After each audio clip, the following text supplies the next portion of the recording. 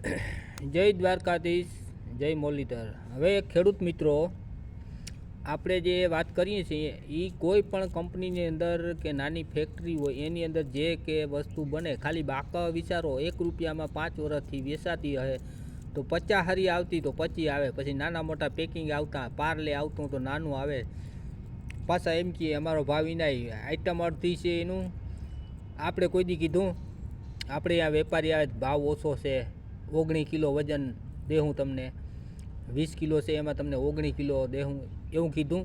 હાલશે એવું? હાલો તો આપણે ભાવ જે છે એ કંઈ પણ હાલશે એમાં? બીજા આગળ જતા જે તે થાય આપણી પાસેથી ચોખ્ખો માલ લઈ જાય, દૂધ, બકાલું અને ખેતીનો કંઈ પણ કઠોર માલ છે, 1 વર્ષથી 5 વર્ષ સાચવી શકો એને ગમે તે ભાવે લઈ જાય તો આપણે વેચી નાખવાનું, બરાબર છે ને? એટલે વિચારો મિત્રો, વિચારો।